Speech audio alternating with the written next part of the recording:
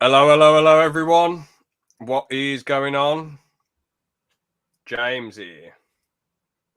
And with me once again is Liam. Hello there. So we're here today to discuss The Mandalorian Season 3. But first and foremost, Liam, on the segment podcast we did, you said, and I quote, "The gloves are off! The gloves are off, George! And for you too, James!" And the gloves are off, and you too, Aaron! So, do you have anything you want to say to George and myself and Aaron? I mean, no, I not particularly. No, just no. It's just because George started doing those impressions of me, which he hasn't really done before. Yeah. I don't usually do impressions of him, or at least, well, no, I don't usually do impressions of him. Yeah. I mean, I might have done the odd impression, of him when he's not there, but no, I don't usually do impressions of him. But now, Yeah. I think the shackles are off, aren't they? Definitely. Yeah. And of course, with you and Aaron, it's just the usual. So the usual shite, yeah. Yeah. I mean, with because usually if George did a lot of impressions and he just went yes, I wouldn't find it that funny because there isn't really much witty about doing the masturbation symbol and going yes. But it's because I started. Because I said to him, "So Liam, you're going to rub a few out on your day top." And then George, who's never done any impressions of you before, started going, yes. I know. And then you say, the gloves are off. And then Aaron starts piping up. Then it reverts back round to mocking MGs. And George's like, no, they're good cars. They're good. Yeah. No, it was it was chaos, but it was funny chaos. That podcast was. It's obviously not one of the best podcasts because it's just a load of segments. There's some decent discussions in there, but when it comes to funniness, it's got to be up there with, as you say, how chaotic it was. I think me, you, George, and Aaron, and even Ben, if he wants to, should definitely do a full segment podcast in a month or two, just all segments and us just having a laugh. Yeah, definitely. Yeah, I'll be up for that. Yeah. Because I wasn't sure if the segment one would work out. Well, I was thinking to myself, oh, it's just going to be a bit weird and going through the segments here and there. But obviously, it ended up being obviously not one of the best podcasts, but I'd say it was good overall. But when it comes to funniness, it's definitely one of the funniest. Definitely up there because I was laughing my head off. I'm guessing you were laughing behind the screen, and Aaron was, and George was laughing a fair bit. And Zach has put, hello, lads. Hello, Zach. How are you doing on this fine night?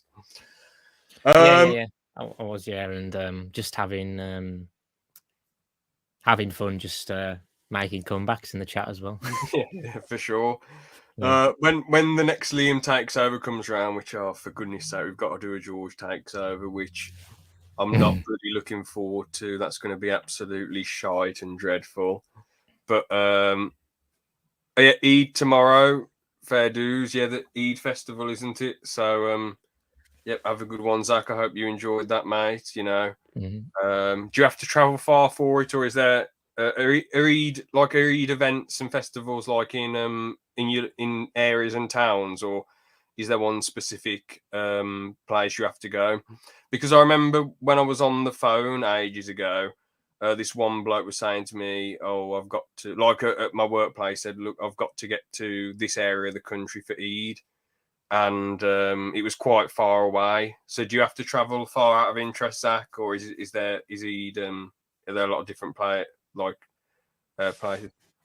It's in London. Fair enough. Max an hour. Oh, okay, that's all right then. Fair enough, mate. Yeah, because the bloke I was talking to on the phone, he said he had to go to Blackpool for his. It depends where the family are. Fair enough. Yeah, I'm not really that educated on it, to be honest. But yeah, I just wondered out of interest about it. So, but yeah, have a good one, man. Stay safe. I hope you have a good time, and I hope it's good for you and nice. But yeah, what was I saying? Another George takes over. Well, after the last one where he made us watch Henzuki. Well, he made me watch Henzuki. Aaron didn't bother, thank goodness, because it was horrible. It was disgusting. It was high school students doing sexual things to each other. And I thought they were all meant... George said they're all 18, for goodness sake. yeah, they're all 18. Don't worry. Don't worry. I've Google checked it. Don't worry. And then on the podcast, Aaron's like, James, it says they're all high school students. I said, oh, they're probably 17, 18 high school. No, in Japan, high school students are 14 and 16. And I was like, I only watched 3 episodes because it was shite. But then I was like, why did you make me watch that, George? Then he was like, well, it doesn't matter. I enjoy it. Which was really weird. So no matter what, any anime he recommends, whether it's to review on his bloody, on his takeovers or just to watch in general, I'm never watching anything he recommends. If and when I do try and get into anime, I'll just be completing My Hero and watching Attack on Titan, One Punch Man, the proper mainstream stuff. Because I told some of my anime mates about the animes George watches, and he said, yeah, they're basically shit and porn. So yeah, it's one way of putting it. Yeah, no offense, George, but the people I watch, basically, when I join their Discord calls, they're basically amazing grappling people. I mean, they're amazing at grappling. I wouldn't say they're amazing people. They're good people. I'm not going to call them amazing, but they watched what the bloody hell is it called? Yeah, they're basically just got anime on a lot of the time. It looks like good anime. No, Zach, I'm not watching that. You and George, Dirty Minds, good show. No. It's probably a prank, Zach. I'm not trusting you on that one, mate. I've heard of Initial D. I don't know whether it is like a. I don't know whether it is. I might look it up. I haven't really seen anything from it really, but I have a feeling it's not. I think Zach doesn't seem like. It's not like, you know. No, it isn't porn, thankfully. That's all right then. Yeah, Zach doesn't seem like an anime dude, so I don't know if he's just jumping on the bandwagon to wind me up with George, or but it does look like a serious decent. It's about drifting in Japan. Oh, that's cool then. Fair play. I looked it up and it's legit. But yeah. After the George takes over, obviously you're going to do another Liam takes over. I'm going to try and do. I'm going to, because for the summer special, actually, I'm so eager to get this next intro I want done because I've got so many different ideas for the ALP verse. On the segment special in a month or two, I might try and make another big intro, to be honest, just to rile up you and George for your intros, to get you motivated to make some edgy content. Fair enough, yeah. And then for the summer, so I'll do a big, massive intro, and then for the summer special, I'll probably make a bit of a little silly meme intro or something that isn't anywhere near as good, because I'm eager to get this done. After I've got my next video for James the Coltrane done, I really want to, instead of working on the retrospective I want to do, I really want to just make another ALP verse video, which should be. It's going to be a lot more smart than obviously George's face on Peter Griffin and your face on Meg and getting farted in the face and going yes. It's going to be a lot more smart than that. But I think I think you'll find it funnier, but you'll get a bit riled by it. So, but it'll definitely be better than the first one. I'm trying to make it on par with your episode. Cool, fair enough. Yeah, I very much. I'm interested to see how that turns out. Yeah, definitely. Fair enough. At least it's not an MG. So, but let's get into this then. So, one thing, we're obviously reviewing the Mandalorian now. Crazy thing, right? 3 years since the Mandalorian podcast, season 2. I swear it was like episode 90 of the podcast. And it has actually, been 3 years in general. It was 2020, wasn't it? Yeah, well, not quite 3 years, but it's been like well over 2 years, yeah, since series 2. Because it was like it finished the end of December 2020, I believe. Okay. So, but it's still been well over 2 years. So it's insane, man. I'm just going to scroll down to. I'm pretty sure the episode was episode 90. Let's have a look quickly. Mandalorian season 2, episode 89. Mad. Nearly 100 episodes later, Mandalorian series. Oh no, it's not exactly 100 episodes later. It's episode 172, I think. Yeah, episode 172. But we're pretty much like what, not that far off episode 189 when you think about it. Oh, okay, we are a bit far off, but like we're going to get there by the end of this year, so it's pretty crazy. Also, happy birthday to it. What are you going on about? Oh no, he's going to put some. He's going to put some. He's going to put some mass murder in the comments. Zach is. Wait, who? What? Who's that? Is that just meant to be an emoji or something? I don't know. I don't know what you. Oh, you're 18. Oh, hey! Congrats. Oh, guessing. Are you going to do anything for the 18th birthday, bro? But yeah, what the hell was I saying? Yeah, so Mandalorian, long time. Oh, you're not 18. Oh, okay, not. Oh, okay. 18 is in what? I don't know. Oh, for God's sake. Oh, for fuck's sake. No. I'm not getting that comment up. I'm not going to block you. I'm not. You haven't been annoying enough to get put in a timeout. But no, stop putting that, Zach. If you keep putting it, you're going to get blocked. I've given you a warning now. I'm going to have to put you in a timeout if you keep putting that it's this person's birthday. I'm not interested in that evil bloke's birthday. No, 1 out of 10. George humour. It is, yeah. But let's get into it then. So, Mandalorian season 3. So we start off with a load of Mandalorians, chilling out, and they're going to induct a young child into the tribe, and the ceremony is interrupted by a big dinosaur, which is quite interesting, really, because it's interesting seeing the Mandalorians doing their tribal jazz, and then suddenly that massive monster just comes straight out of nowhere, and they've all got to work together to take the monster down. Yeah, pretty interesting. I know, obviously, they were struggling against the monster, but then Din Djarin and Grogu came in the starfighter and shot the monster. And, the armorer confirms that the mines of Mandalore still exist, so Din Djarin can go back and try and become a Mandalorian. And I thought the whole season would be about him becoming a Mandalorian again, but it only lasts for like 2 episodes, and he becomes a Mandalorian again, an official one, which is bit of a wasted arc. It had so much potential, and then it just gets resolved in 2 episodes. A bit strange, but I like the stuff where he goes to Grief Karga's planet. That's pretty cool, and Grief's in charge of this planet and running the jazz, and then that's really awesome. And the scene where Grogu hugs one of the babu creatures, that's quite funny, and they're like, "Bad baby, bad baby." Yeah, that's quite funny. But yeah, so and then a bunch of pirates come in, and Din Djarin goes pew pew pew pew pew pew pew pew pew, and kills most of the pirates apart from one.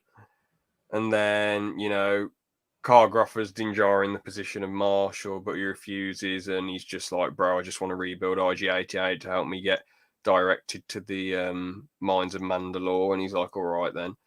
They try and repair the memory unit, but it just doesn't work at all. He just goes back to his old ways of trying to capture the child, Grogu. Yeah, I don't. Does that?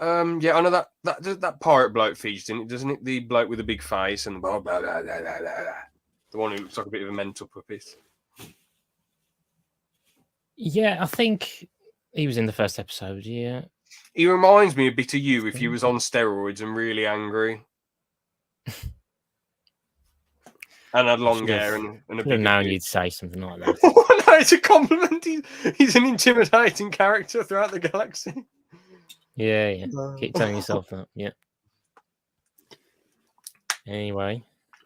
I think it's a compliment. Yeah. So. Yeah, moving on. Because he leaves the one alive, there's a battle in space, and Din Djarin's life's on the line, and then he meets Bo-Katan, and then she's like, "Woo!" No, but she's like, "Oh, I'm not interested in helping you with Mines of Mandalore or reclaiming Mandalore. You're gonna have to go on your own. Fuck off. I want to be on my own now. I just want to chill in my castle. I'm the queen of my castle." So then Din Djarin's going to have to go and deal with this himself. I think the start was cool. The middle was okay. The end sequence with the flying in space, that's all right. I just wish there was more character development rather than just you know, the Mandalorian tribe thing, and then boom, action, pew pew pew pew pew, and then chilling with Grief Karga, talking with him, trying to fix IG. Well, pirates coming in, then pew pew pew. Then he's trying to fix IG, and then you know the final bit's a space battle, and it's like I just wish there was more character development, to be honest. I feel like the Grief Karga stuff and the IG droid stuff, I don't think that was in the first episode. But, no, it was. I've got the information in front of me here, which I don't like saying, but yeah, I've got the Wikipedia of the episodes, and I'll just read the specific bit. It says the armorer oh yeah, Mars Mandalore, blah blah blah. Din Djarin travels to meet Navarro to meet the High Magistrate Grief Karga. Din Djarin helps Karga stave off a group of pirates led by Vane. Karga offers Din Djarin a position of marshal, but refuses, stating he came to rebuild IG-11. He successfully revives IG-11, but the droid defaults back to its original violent programming. So that it says on here. Oh, and that is the first. I just don't remember that happening in the first episode. I don't remember that much really happening in the first episode. It was quite short for a premiere, but yeah. Well, it's all here. Oh, okay. I guess I just forgot that then. I knew that happened. I just thought it was a bit later on, but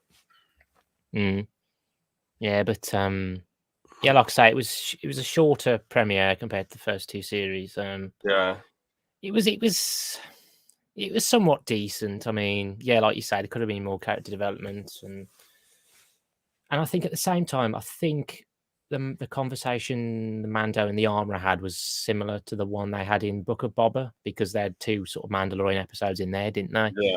Which really should have been in this series. So I think that she was sort of repeating what she'd said there, just to sort of recap people, or people who maybe haven't watched the Book of Boba. So that was a bit like, it didn't need to be there if they hadn't done that, but you know. Otherwise, yeah, it was just like a sort of kind of decent start, but nothing special. Yeah. So fair dues, fair comment. On to the next episode. So the Mando goes to Tatooine for a new memory chip. He rolls up to the old lady who's there usually, you know, with the little Jawas, and she doesn't have one, but she sells him R5 instead to help Mando. The thing is with R5, he's a little bit like a wimpier version of R2, which is quite boring. I wish he just sort of had a bit more personality to him instead of just copying R2. So basically, though, R5, he gets off the Starfighter and gets a sample of the air to test if it's breathable. So again, it's quite interesting how and also they lose comms in this episode, so it means more's on the line. He can't just call for help on the walkie-talkie. You know, Mando, he's got to, well, whatever the radio device, whatever he uses.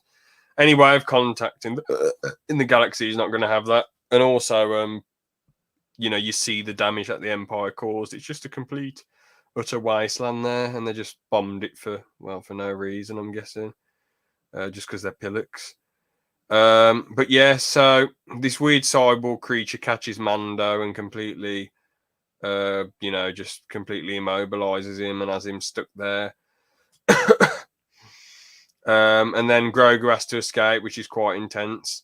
We had a bit of Darksaber action with Mando and those three like cave aliens, and I just wish there was more Darksaber stuff. He has the Darksaber; it's such a cool thing. There's so much meaning behind it. Whoever holds it is basically in charge of all the Mandalorians, pretty much. So why didn't we see him with the Darksaber more? He could have like tried to learn to use it. Maybe that could have been an episode. He could have got trained by a Mandalorian samurai or something. You know, that could have been interesting. But he gets his ass kicked by the little cyborg, and then Grogu goes to Bo-Katan. She's like, all right, I'll come rescue him, and she's pretty cool. She comes in and rescues him, and yeah, he dives in the he steps into the water and he sinks really low, and then Bo goes down and rescues him. So good episode again, I guess. It was okay, that one. I mean, I don't know. I thought it was one of the weaker episodes personally. I just didn't like the sort of the use of like one or two jump scares, and I don't like them doing in Star Wars and not Star Wars shows. But Yeah, like I say, it would have been good to see Din with more using the dark saber more. He's still going to be rusty with it because he hasn't had much experience using it, as we saw in that Book of Boba episode. I mean, I guess it was interesting to see Mandalorian like underground, under the surface. What I kind of wasn't the biggest fan of was just the fact that like Din, he went there first and then he got captured. So then they had to call Bo-Katan for help, and then she had to like help, and she sort of just seemed. I mean, I know he's like the main character and he's not going to be perfect and he has to struggle, but I don't know. She just came in. I know she's quite a bit older than him as well, like, and she was in the Clone Wars and all that, and she's got way more experience in battle. But she just had to come and then rescue him, and she just seemed way more competent, even with the dark saber, and then easily defeated that droid with the dark saber. I guess it's because that droid just ambushed Din, really. I guess took him by surprise, and he couldn't do anything about it, whereas she just pretty easily defeated that droid. And then I guess we get to see a glimpse of the mythosaur, don't we? Which is what the Mandalorian symbol is based off, the Mandalorian emblem. That was kind of interesting, but otherwise, just not one of my favorite episodes, though. Yeah, that makes sense. So episode 3, they go back to Mandalore. Not Mandalore, sorry. Yeah, they go from Mandalore, and in this episode as well, we see some of Moff Gideon's assistants. We see them going through this Republic program. A New Republic program where they sort of get rehabilitated and then work for the New Republic. And I thought this. I know we see a bit of like a space battle at the start, and they destroy Bo-Katan's home, which is quite sad. But I really enjoyed going back to Coruscant. I enjoyed, these two new characters. Well, they're not new characters. I'm pretty sure they're in season 2, weren't they? I think the Dr.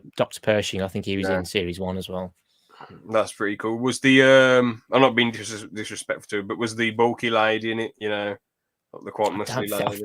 I don't remember her popping up till series 2. I could be wrong, but I don't think she's been in it as long. Oh, okay. But yeah, the muscly lady, she's she's quite. You can tell straight away. She's really good at faking like her intentions. Like, even though you can tell she's a bad guy, it's done. Like at first I thought, she's pissed off at this bloke. She doesn't like him the way she's looking at him. But then I thought, oh damn, she's hiding her intentions really well. And I thought, you know what? She's gone on the train with him, broke all these rules.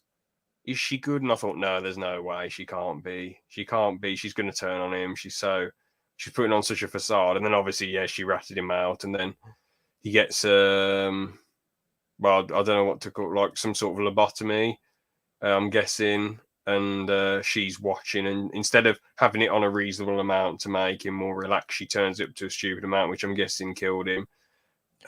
Which I'm surprised she got away with, because when they see that the button's been turned up to, she's the only one in the room. Just let me stay in. I want to see my friend. I want to see him get better. And then he's just wouldn't they be like, okay, the volume's clear. I know she probably turned it down, didn't she? I'm guessing. But they'd see, all right, he's surely had a stupid dose. Who was in the room? She's the only fucker in the room. Arrest this woman. But I suppose it'd be quite bloody boring if she just got arrested. But that's just one little nitpick from me. I really enjoyed the episode, though. Great episode.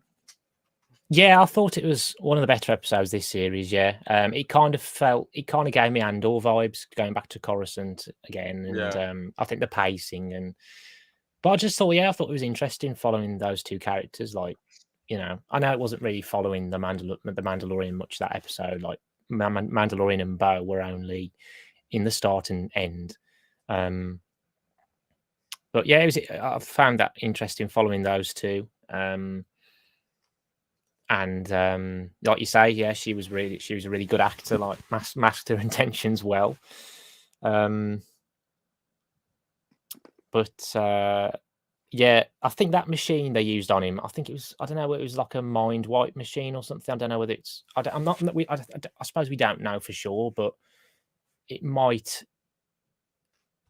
have like wiped his memory. I don't know, but because I don't know whether he used something, was going to use something like that on Grogu, was it, or something might have been used like that on Grogu or something. But I think, but yeah, I just thought as well that she was able to turn the dial up to an unsafe level. But I would have thought, really, with it being the New Republic, maybe, you know, that they would have, it would have been harder to do that, or like it wouldn't have been possible to do that. But you know, it's necessary for the plot, isn't it? So yeah, so yeah, I can understand what I can understand what you're saying there about that, and the fact that it was just so easy for her to do that, and that she hadn't been caught. But yeah, again, yeah, I guess she was just a really good actor, and everyone seemed to trust her. But yeah, definitely one of the better episodes of the series, I think, and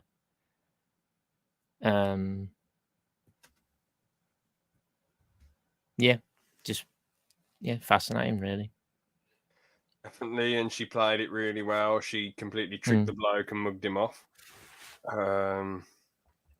Yeah, interesting. And this was my prediction. I thought she was going to be the new bad guy, but she was going to, the antagonist.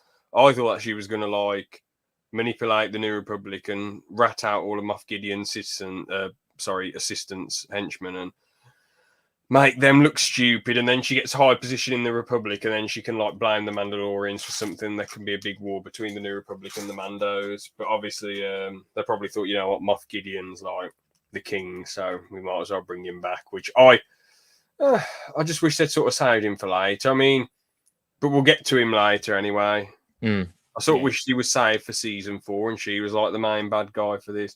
I know she ain't going to be as good, but I think, I don't know the actress's name, but whoever she is, I think her acting ability, you know, she could definitely, how well she played the character, I think she could have definitely been a decent villain. Obviously not. I think she could very well, if there's a series 4, I think she could very well return somewhere. I don't know, because she's still about, and you know, we don't see her do much. We don't see her do that much else after that. So, oh, here we go. Commie's here. Way! Hello, chat.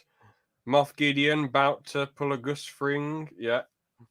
Hold on, Commie. Liam, I've got to settle a debate. In the Jummies film server, I said English and Italian food's the best food in the world. What do you think?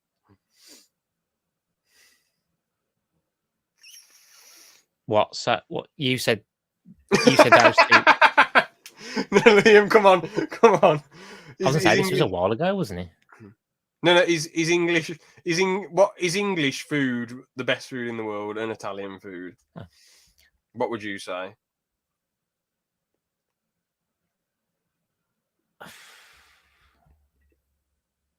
I don't know. It's a difficult one, because I've had a few Italians now, and I've really enjoyed what I've had. Not just Italian, English and Italian food. What that like? Both of them are the joint best food in the world. Oh, give it a good thought.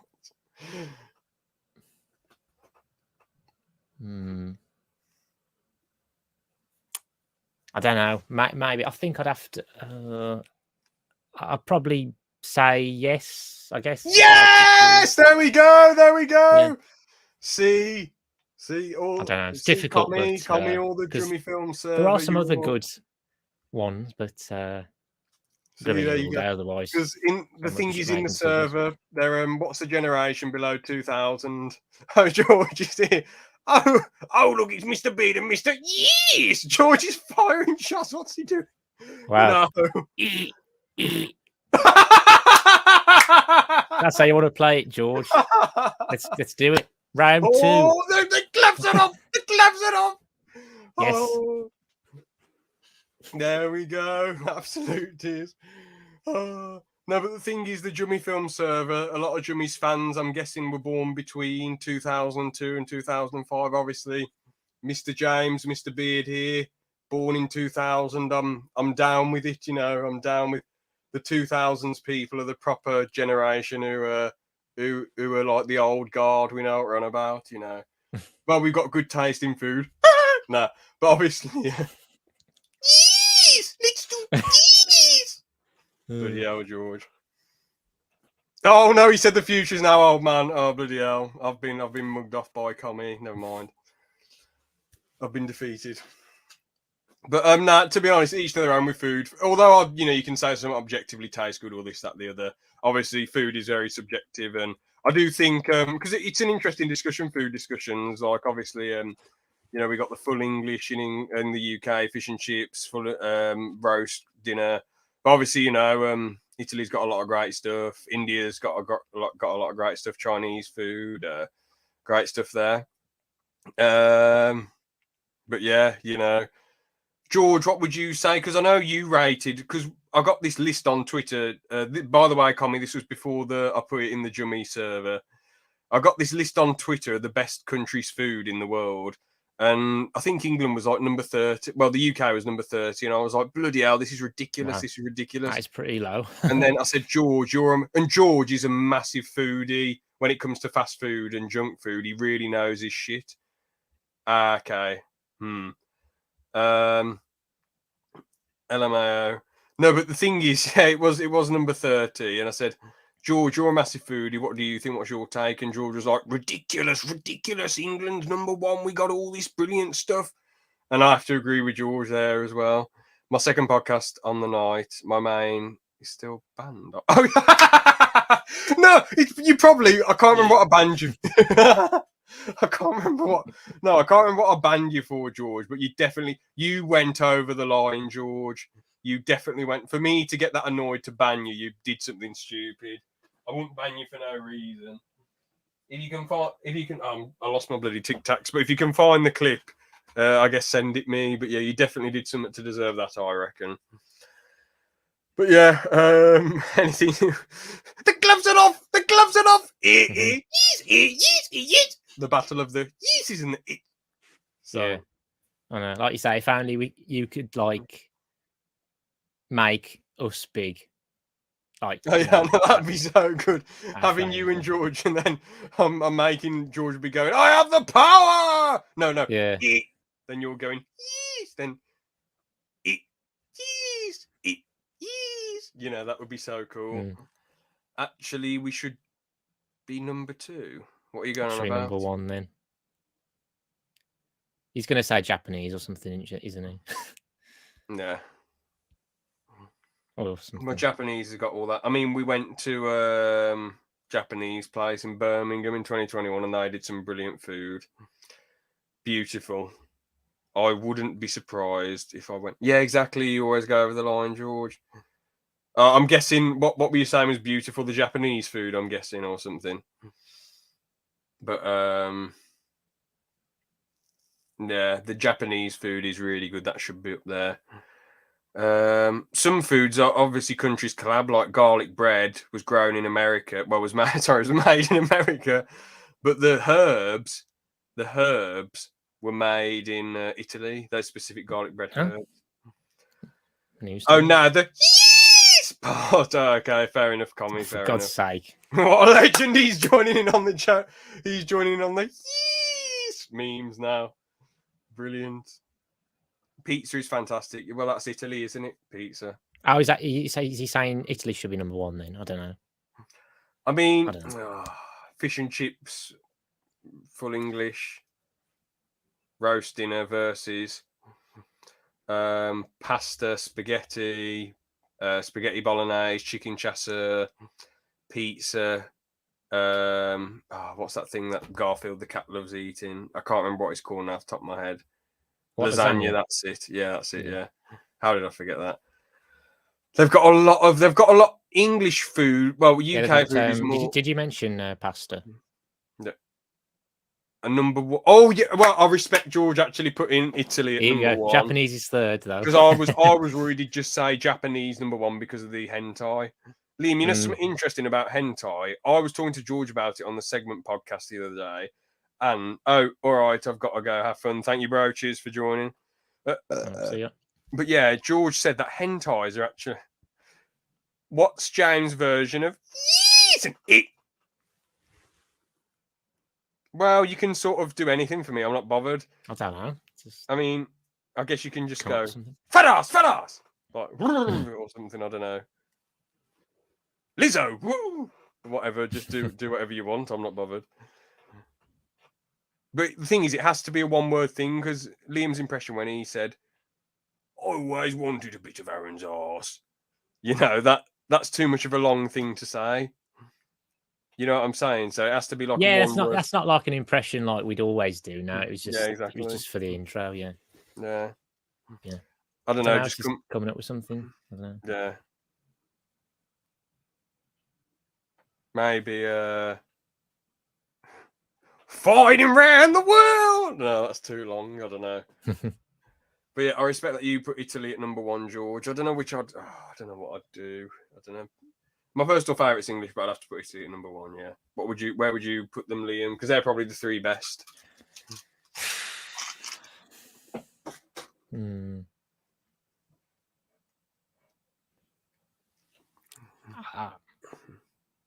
really don't know. I don't know really. They are all good, but I just don't know where I'd rank them. To be honest. Damn. Yeah. What are your personal favourites then? Again, that's I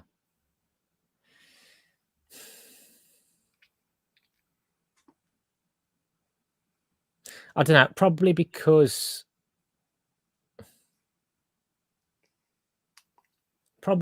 I've had way more English food. I'd probably put English at the top, and then Italian, then Japanese, I guess. Yeah. Fair enough. Back to the Mando anyway.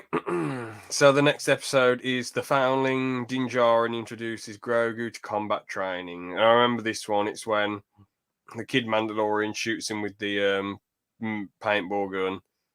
And Grogu loses the first ones, but then he jumps, does that brilliant... I like that scene, to be fair. And he does that jumping triple backflip and then shoots the kid. Show Liam the two pictures from... I'm not doing that segment. He's not interested. Basically, that's GGPA, George's Guilty Pleasure Animation. It's basically where you guess which anime is a hentai and which is a real anime. And okay. The only reason, basically, the one was a crocodile in a bikini, and the other one was a man and a woman, I think, kissing. And I said, crocodile in a bikini. Yeah. And I said, George, there's no way you're watching hentai. I mean, I know George watches a lot of weird stuff, but there's no way George is watching hentai and letting one off to a crocodile. There's no way that's happening. But then, surprise, surprise, George said, "It's the crocodile," and all my faith in you weirdo, George. You weirdo. Just completely went. It's each to their own, but like crocodile in a bikini. What's happening? What's the world coming to? It shouldn't be. None of this should be a surprise, when it comes to George. True. Yeah. It should have been it should have been a crocodile in a bikini and a really big cow in spandex. God. But anyway, yeah. So Grogu has his combat training. We see visions from the past where, he gets rescued by the Jedi Master, which is pretty cool. From the temple. And there's obviously some Naboo armed forces who are there helping out, which is always good to see. We like to see other people fighting against the clones in Order 66. Yeah. So, I was going to say, actually, you want about that flashback with the Jedi? Yeah. Grogu out. Yeah, I was going to say that the man who played that Jedi is the one who played Jar Jar. Really? Yeah. Damn, that's pretty interesting. He did a good job. I'm surprised. Yeah. It was he was pretty cool, I guess. It was all right. The flashback, yeah. But yeah, I'm pretty sure. Yeah, in this episode, they the boy Mandalorian gets captured by the big flying creature, and nearly gets fed to the creature's babies, and they have to go on a big journey to rescue him. And it's a good side quest. You know, like how they have to be quiet and they can't just go in there guns blazing, and you know the Mando flies down to save the child, or is it Bo-Katan who flies down to save him? Can't remember. No, I don't know. But you know the big Mandalorian's like, "Thank you for saving my son. This is the way," which they say many times, as we know. He's called Paz Vizsla. Okay. Yeah. Well, yeah, Paz Vizsla's happy about that. Good fun mission, another good episode. Again, nothing outstanding this season, but for me, it's all been. I think I know a lot of people poo it. I don't think it's as good as the first two seasons, but I think everything's just good in it, to be honest. Nothing outstanding. Even the Lizzo episode, I didn't mind. I really can't see we know why. We know why. And not just because of Lizzo's amazing, attractive body, but like, yeah. And, well, no, it's more, well, nah. Well, look, I'll explain why the episode's all right. I've exposed you. Let's just read George's comments quickly. Oh, yeah, I've already read that. Let me know when you're going to talk about the finale. Why would we let you, George? You either tune in or you leave. It's fine. You can do what you want. EP1 was Bird Woman. What the hell is... Mushroom women. No. Oh, for God's sake. Oh, my goodness. Oh, God. Where is this stuff? No, but the thing is, actually, I'll show you the pictures. The crocodile isn't even shaped like a... I'm not trying to sound weird, but you know, Glory the Hippo is shaped a bit like a human, like a really big human. But she isn't actually shaped like Hippo. This crocodile looks like an actual crocodile in a bikini. Oh wait, no, it is a little bit womanly, actually, but it's just weird. Yeah, George just said he's sent me the croc. I've just had a look. Oh, what do you think?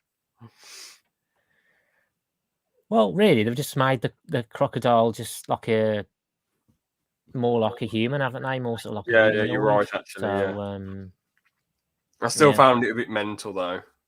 Yeah, I don't know. Well, will that be going when on your days off? Will you be watching that hentai, Liam?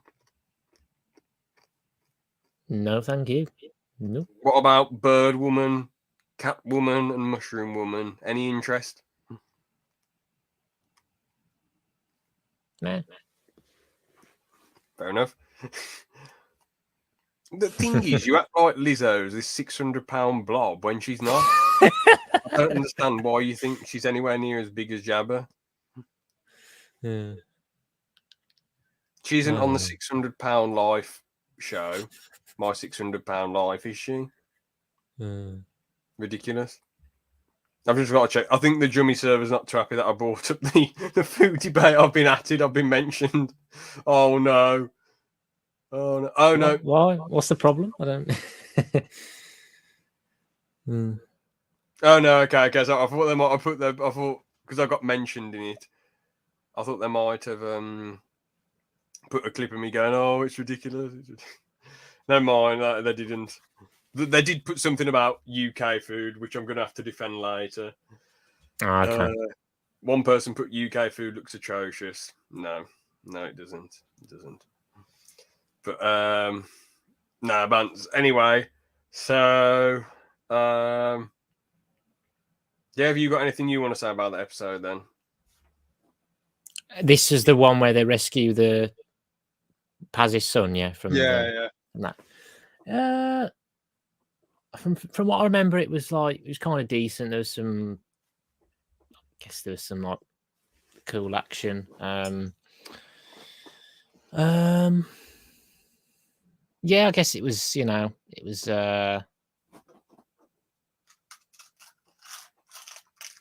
nice to see the Mandalorians working together and Bo-Katan sort of leading them, and because like at that point, I suppose Paz still isn't he's still in a bit of a feud with Din Djarin, and but then when he rescues his son, he I suppose he comes to respect him, so that's good. Yeah, again, it was sort of just another sort kind of decent side quest, like you say. Again, nothing special, but it was fine, you know. Yeah. Well, now on to Chapter 5, The Pirate. So this is the episode where, from what I remember, they attack Grieve Karga's peaceful planet, which is quite, they've got no defenses, they've got no army, it's just Grieve Karga, and the musty lady's having to go at one of the rebellion people because she's like, oh, well, they should have joined the New Republic, shouldn't they? And then he's like, yeah, but we can't just let random innocent people get blown up, can we? She's like, well, they should have joined. And then the Admiral Geezer's like, no, we ain't sending anyone out. So what does he do? He rolls up to the Mando hideout and say, look, we need your help. And then the Mandos come in, bish, bosh, bang, save the day in a fun action sequence. Yeah, I guess the action sequence with all the Mandalorians was entertaining. I mean, yeah, it was kind of annoying how, at the start, that woman's from, was it episode 3? Was it episode 3? It was talking to the Admiral, the New Republic Admiral, and, was sort of against that New Republic piloting we've seen in previous series, or even in series 2, I think.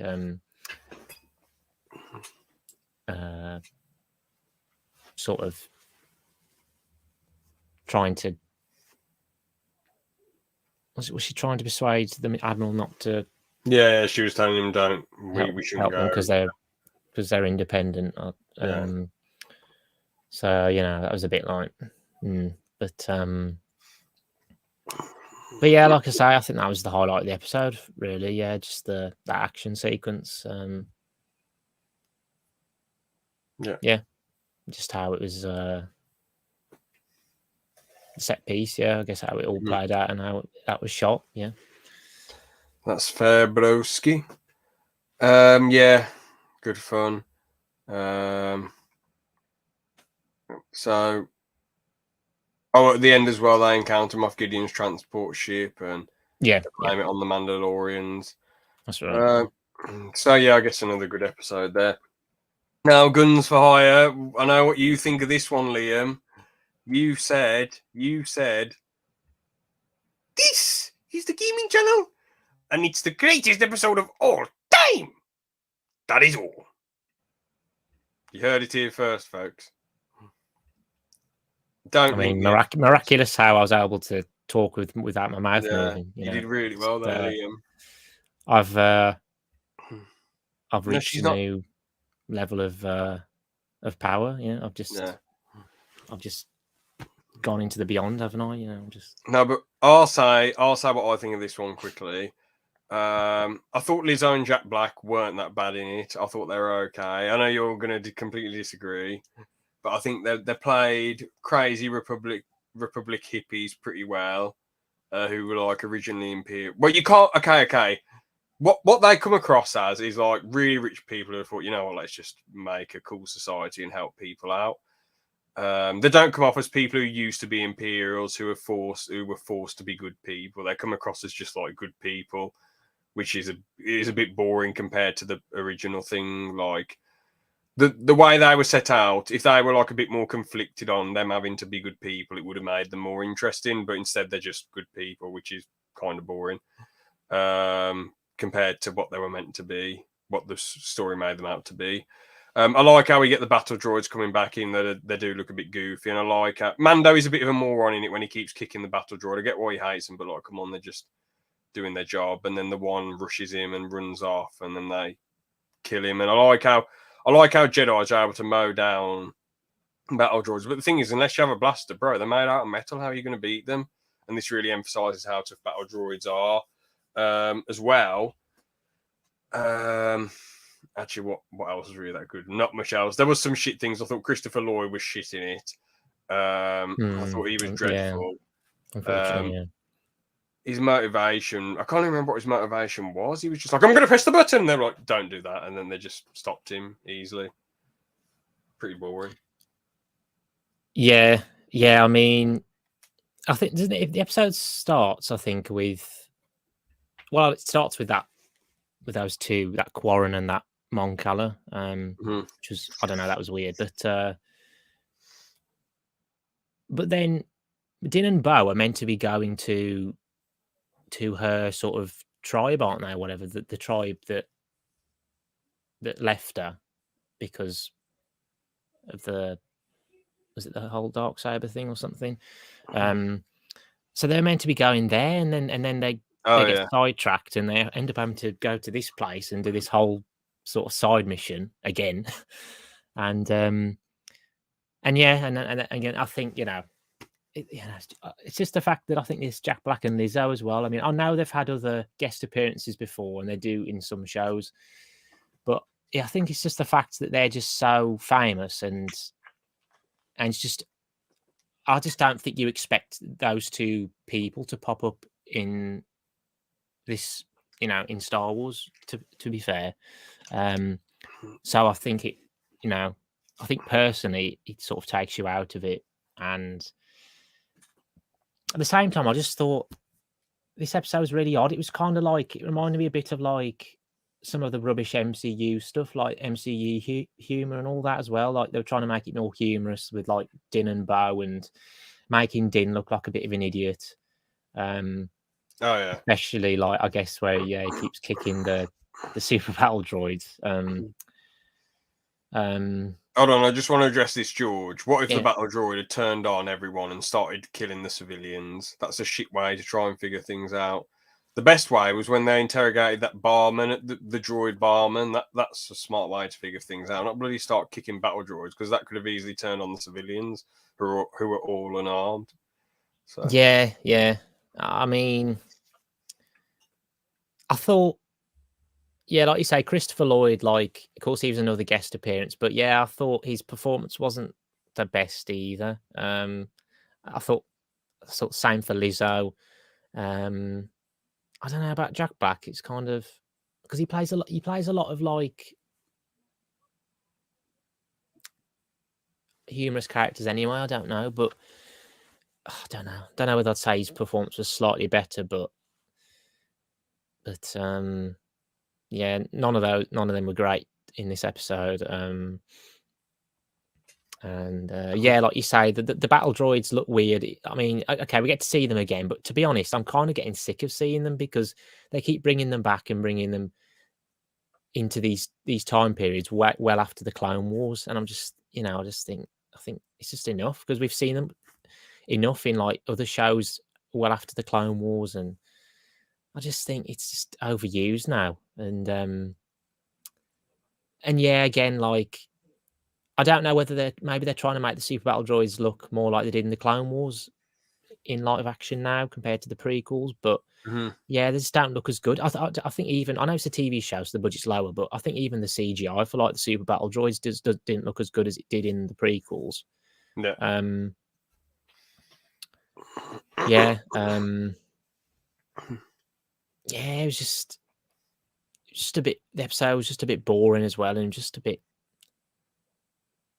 Yeah, it's just a bit stupid, really. The only bit I kind of enjoyed was at the end, where they finally went to the tribe, and we met those two Mandos who she was with, who, we were introduced when we were introduced to her with them in series 2. And then, of course, Bo has to fight Axe. What's his name? Axe Joves or something like that. I don't know. And then she comes out on top, and then there's a sort of a weird thing with the Darksaber where they're talking about. Doesn't Bo say again that she still doesn't have the right to own the Darksaber, but then Din says or is it Axe who says that, and then Din says that was it that droid defeated him on Mandalore, and then she defeated the droid? It's kind of weird though, because it's a bit of a weird one, really. But so then she comes to hand the Darksaber again, and then that's the end of the episode. So, to be honest, definitely the weakest episode of the show. The Mandalorian's usually been pretty consistent. I know Series 3 has not been the same, but it's usually pretty consistent. But this episode just, it was verging on bad, really. I think it was the best episode of the series, to be honest, by far. Really brilliant. No, but obviously, if I'm being deadly serious, all the points that everyone's made about it, I can't really argue with them. I guess it's quite crap, really, but I subjectively enjoy it a bit. So we'll leave it at that. But the end was cool. But yeah, you make a good point. That arc where they fight, whoever owns a Darksaber, is in charge of Mandalore and whatever. Thing is, I think that could have been really interesting, like a good conflict for Bo-Katan, but instead, it's just resolved by her Mando saying, well, a droid beat me, she beat the droid, she gets it. Well, couldn't they have just come to some sort of cool philosophical... Maybe they could have... Maybe Bo was like, fuck this, I'm going to fight him for the Darksaber. And she's like, it's a really close fight. And then maybe she, beats him, but then she realizes... what this is, or she's about to beat him, but then she realizes, and Mando refuses to yield, and then she's like, the Darksaber's not worth killing someone, and then she throws it away. And they realize that it's just like a prop, who cares? It's just an item they put meaning into, when real meaning is like real leadership and the things you do and say, Yeah, I just think it's just a bit of a cop out, just because, like you say, they could have actually finally fought for it, Bo and Din. But now they just keep avoiding that. And I know Din doesn't want to... I know Din doesn't really care, and I don't think he really necessarily cares that much about the Darksaber, and he just wants to give it to her and thinks she should own it.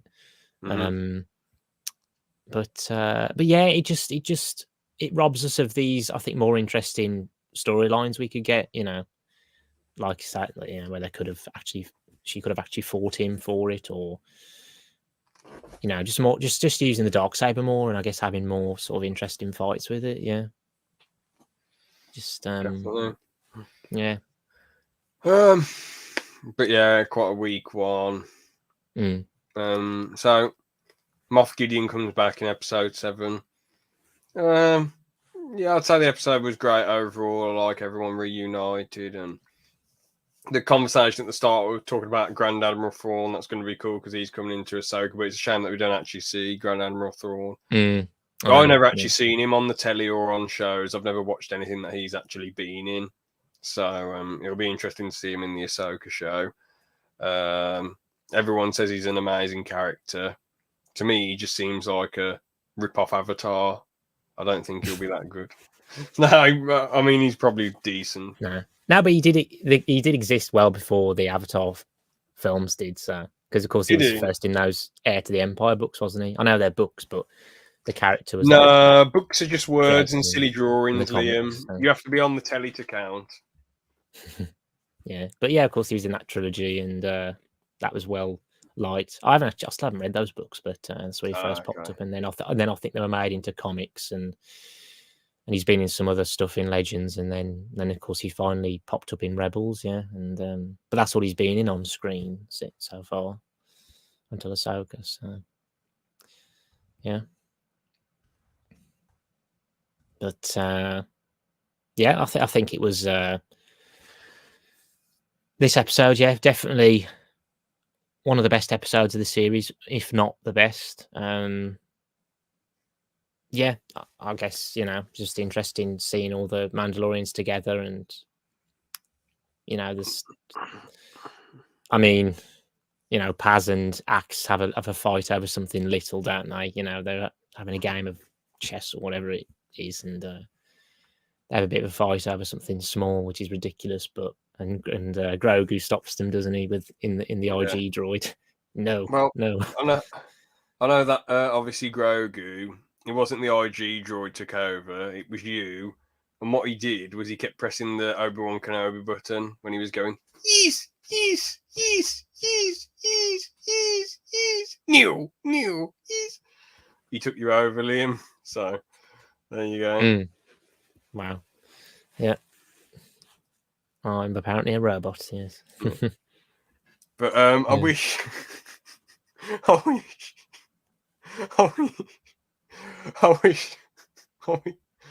wish that Grogu actually talked instead of just having controlling IG saying yes, no, yes, yes, no over and over again. That would have been good. Yeah. I don't know. I'm guessing he's just still not old enough to talk. Yeah. I know the Yoda creatures do age quite slowly. I like the surprise attack from Moff Gideon's new soldiers, but the only thing I find weird about them all having Beskar is that I thought Beskar was exclusive to Mandos. I thought it could only be forged by the forger lady. So, like, how did they get so much Beskar armor? It just seems a bit odd. Unless she's secretly betraying them, which I doubt, but it'd be kind of interesting. I don't think so now, because of course that theory was going round, but then, you know, in the finale, obviously proved to be the case, did it? So, but I don't know. Maybe there was just a lot of Beskar and Mandalore under the surface. I don't know.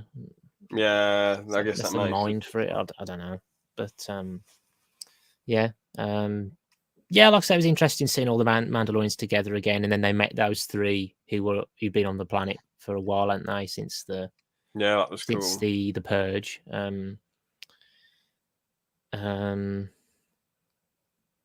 then that was interesting at the end, with the base, and then they get ambushed, and then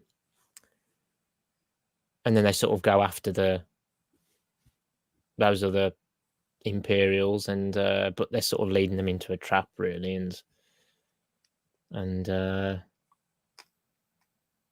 then of course the door shuts, and it's just Din and a few Mandos on the outside, isn't it? And then I don't know whether those Mandos get killed, and then it's just Din, and he gets captured, and then of course they manage to escape after Moff Gideon leaves, and then Paz sacrificed himself, and that was a pretty heroic sacrifice. That was a pretty cool scene, and he managed to take out all those Imperial troopers. Yeah, he was quite a badass. But then, of course, those Praetorian guards came out and defeated him. So I guess he was weakened at that point anyway. So yeah, I'd say that heroic sacrifice. Yeah, I'd say that episode was great. But now on to the finale. Yeah, they have to take on Moff Gideon and his soldiers. I liked. It felt, I don't know. It felt like they were trying to do a lot in one episode, but the build-up didn't really feel that well because of all the weird side quests and all the farting around, and Moff Gideon only coming back in episode 7. And I found the way they killed him off was a bit weird. He just got blown up by. He was just like, ah, and got blown. Yeah. It was like he just let it take him. Yeah, it was weird. Yeah. He was like, why didn't he run off? Why did you just stand there going, ah? He's like, yeah. He just looked so goofy. It was such a weird way for such a brilliant villain to just get axed off. Very strange. I guess it was cool. Mando was like, look, we need to take him out. We need to kill him. I've had enough of this now. But and the fight and the action's good. But again, there just isn't much story. It's just all action. Even the fight scene, even when the Mandos go against the Gideon Mandos, it's like, because they're all flying into each other, and there's a lot of shots where it's all close, like they're all close ups. You can't see what's going on. It just looks like a bunch of CGI characters clashing into each other.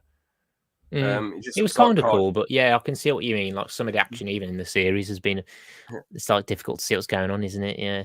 If they'd done more long shots, it would have been establishing shots. It would have been a lot better because you'd actually been able to see them fighting. But they didn't bother. I guess they just wanted to think, oh, let's just make this look like something's happening when nothing's happening, so we can save a few quid for the next Star Wars show. Yeah, maybe it's all CG. Yeah, but Yeah, I mean, yeah, it was quite short for a finale as well. It was only like a bit over half an hour. Like the last Yeah. two finales were like at least 50 minutes, I think, weren't they? Or close to an hour. Mhm. But yeah, again, it felt like not much happened in this one. It was just it was the battle, I guess, on Mandalore that we were expecting. But it wasn't, I guess at the same time, it wasn't like a large scale one like people might have thought. It was sort of a bit more contained, mostly sort of contained in the base. We didn't really get any sort Yeah. of we didn't get any space battle. There was a very minor one, wasn't there, where the ship's crashing and he's like, I'm going to crash it now. Yeah, that was just crashing it into the base, wasn't it? Though that was it, really. Oh yeah, I thought it was stupid as well how they captured Mando at the end of the previous episode, and then literally a few seconds later, he takes those two Imperial troopers out, doesn't he? Easily. Like it's nothing, yeah. It's like you would have thought, oh, they're going to do something more with this, They're going to, well, maybe interrogate him, and who knows what could happen, because there were all sorts of theories flying around about that too, and like, will Mando be killed off, and will it? They were just trying to make some shitty cliffhanger. Or will they, wipe his mind or something? But I thought you were going to say wipe his ass. Torture method with the dark saber. Oh, good. That'd be one way of doing it. Yeah. But yeah, it was just a pretty lazy way again. Like he just easily took those two out, and there were only two of them taking him away. And like I say, I got some enjoyment out of it because there was some cool action, and it was kind of cool. Like when Mando was fighting Gideon and Bo was, and then it was sort of it was all right as well when like Mando and Grogu were fighting the Praetorian guards. But then it was it was also stupid how okay, it was kind of cool how Mando was like taking out those troopers, the jetpack ones, when he was trying to get into Gideon's into the control center, was it? And you've got the red lasers, the laser gates, and then he's gradually I think like Star Wars Theory said in his breakdown, it's kind of like a video game level where like he was taking one down and then getting more weapons and getting their weapons and taking others out. But then of course we go into that room with all the clones, and we find out that they're all clones of Gideon. And he just kills them, and then Gideon comes in and easily, he's like, he just presses a few buttons, and then that's it. And then Gideon's like, they were better than me, they had the Force! And it's like, bro, we don't care because we don't see them use the Force. If they actually came out and fought and did stuff, that would have been interesting. But you can't just say, oh, well, they had the Force. We don't care. That's shit writing. That's just... Well, at the same time, we don't know. We don't know for sure, actually, as well, whether those clones would have been all Force sensitive, and would have all actually been sane as well, because because it's meant to be, of course, really hard to clone a Force sensitive, and of course there's all the stuff with like Force Unleashed 2 in Legends, and most of the clones were all like insane or depressed, or how did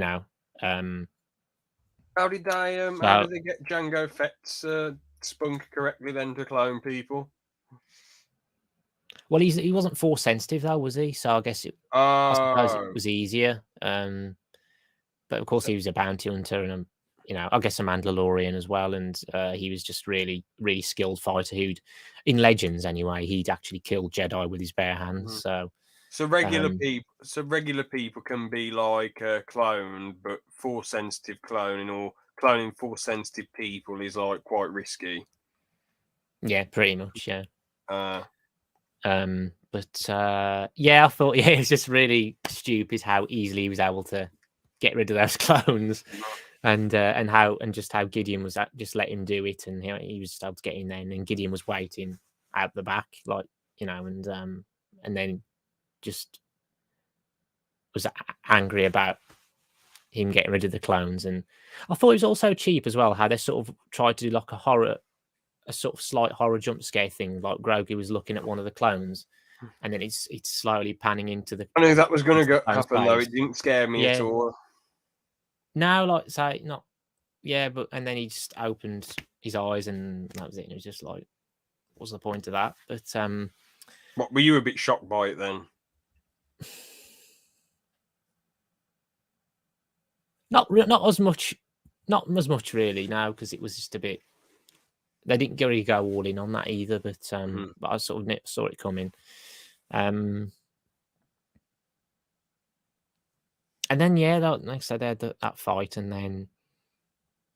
But then, it was also kind of the Praetorian Guards didn't seem as threatening in this episode as did in the last one, and they were taken out relatively easily. You know, when they were against Mando and Grogu too. Like, yes, that wasn't the best. And then also, of course, Gideon broke the Darksaber. Yeah, I mean, what was the point of that? It's like the Darksaber was a massive deal in season 2. Then he just crushes it like it's nothing. Yeah, and I know it's not meant to be like, it's not meant to be important now, and there's more to it, the Mandalore and the Mandalorians than that. But it's a bit like it was a bit of a like, oh damn at the time, but that was just a bit. Don't know. It just seemed like a bit of a waste as well. But like I say, and then Gideon's death was, well, it just wasn't great with it really. He just looked like a joke, as I say. Yeah. And then Grogu saved Bo and Din from the fire, didn't he, by using the Force? That was pretty cool. It was cool, but I think because I was watching like Star Wars Theory again as well, and I'm pretty sure he said didn't he already do that though in Series 1? There wasn't there like a flame trooper or somewhat used. I can't remember. Yeah, because I didn't think about that, but I feel he might have done a similar sort of thing to protect someone else from being burnt. So yeah, I don't know. It was like I say, it was cool nonetheless. But if that was the case, then it's a bit lazy. But yeah. But then of course, they start using the Great Forge, and then it's just happy ending, really, isn't it? Like Din gives grief. No. It would have been a happy ending if Lizzo showed up, and that would have been a happy ending. This wasn't a happy ending. This was depressing. 1 out of 10. No, I'm joking. Yeah, I guess it's just a happy ending, isn't it? Which a part of me, sorry to interrupt, but a part of me just felt like that was the end of the bloody episode. Like, I mean, the end of the series. Yeah, it did come across like that. Yeah, like him moving to a little house on Greed Karga's planet and leaving the Mandos. I was a bit like, what the bloody hell is going on? But obviously, there's most probably going to be a series 4. So, yeah, I think apparently, I don't know. I know different people have said like it's sort of, if they want to do series 4, if they're like, or like if there's like a bigger gap, maybe then come back to it, and then there's also the fact that he might just be returning to how he was in series 1, like doing bounty hunting missions with Grogu, and maybe I think it's just meant to be a bit open ended, and maybe him and Grogu might pop up in other shows. I don't know, but yeah, he gives Grief Karga that RG-11 droid, doesn't he? It's like good as new again for Navarro, and but I was trying to think of what else. Yeah, and and there's just that happy ending, isn't there? With like you say, Din at that lodge or whatever, and settling down in a sense, and Grogu just playing with that frog, and that's it. So it's I don't know. It just felt like a pretty. It was just it was a safe finale, really. They went for the safe route, and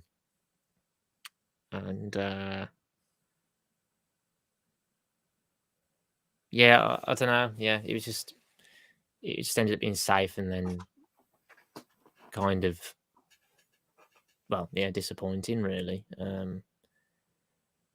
I think that's kind of like how this series has been. It just really hasn't been up to the standards of series 1 and 2, and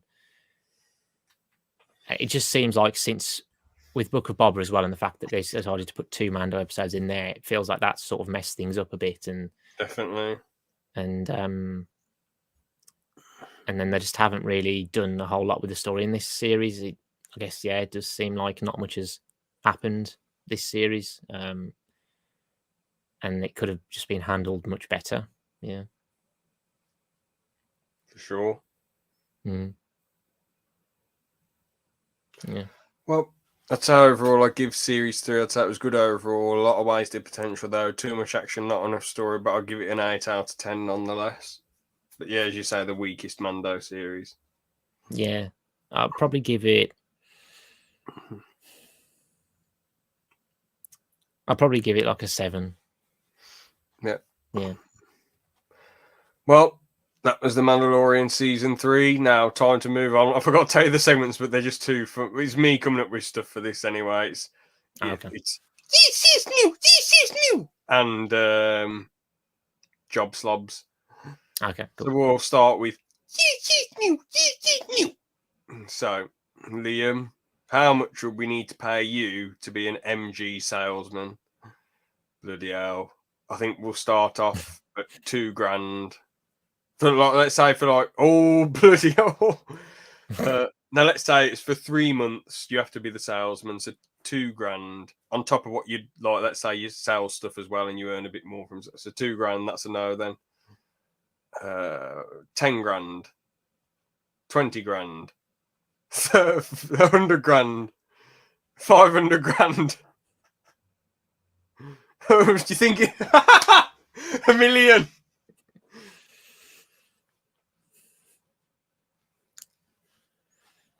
Maybe. 1.5 million. Bit more. 2 million. Yeah, go on then. I mean, that is. I'm not going to lie. That you've been quite reasonable there. I think 2 million is. I think you've been a bit too generous there, accepting 2 million to be. Yeah, I could have just kept going, couldn't I? Really? Yeah, and you could have probably gone on to like maybe $1 trillion, to be honest. If you'd. I think even that would have probably been. That wouldn't have even been the maximum, to be honest. I think nearly infinite money would have been the maximum to get someone to be an MG salesman for 3 months.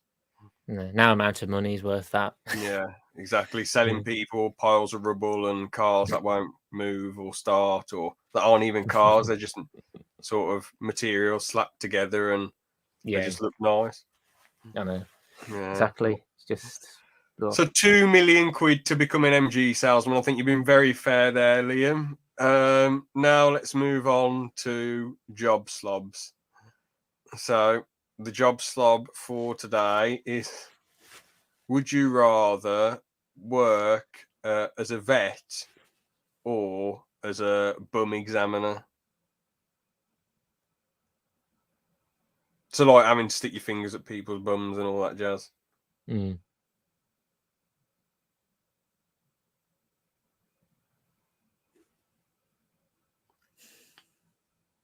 See, initially I would have said vet, but there's so many angry animals. But it is more. It would definitely be a more stressful job, I would have thought, and like I imagine you'd have to do like operations as well. So that would be, you've got to be on it really. You've got to be. I suppose an animal's life could be in your hands. I suppose so. So I'd probably rather go for the bum examiner. Yeah. I know it's Yeah, I'll have weird to to hear pick me the- say that, isn't it? But you know, I'll go for the bum examiner as well, because What can I although it say, most yeah. probably pays less, the worst that's going to happen is I don't know, there's a tender arse and they've got some problem and you've really annoyed people and they're like, stop, don't do that. While an animal, that could bloody kill you, potentially. If you're like examining a pit bull and it bites your neck, really hard, you're in big trouble. So, yeah, I'd have to go for the bum examiner. Yeah. So you'd be the bum examiner then, Liam. Yeah. I'm not going to get you to say it again, am I? I'd go for the bum examiner. Yes, yeah. Oh. I know. Just your favourite job in the world. Well, if it's curvy ladies, but no, I'd still be sensible. I wouldn't be unprofessional and be like, woo, I'd be very sensible. If it's old women or blokes, no, that's what you'd be like. No, come on. Or if it's old women or blokes, of course, I'm not going to be bloody looking forward to that. So, but obviously, when you're a bum examiner, you probably have to take it you need to take it quite serious, don't you? So you're not going to be laughing or going, woo, if it's a nice looking lady. Exactly. Yep. You'd be able to take it serious, but then when the person arrives, when the door opens and you see a bit of a ginger beard come through and it's Ewan McGregor, you'd lose a bit of your professionalism there, you will.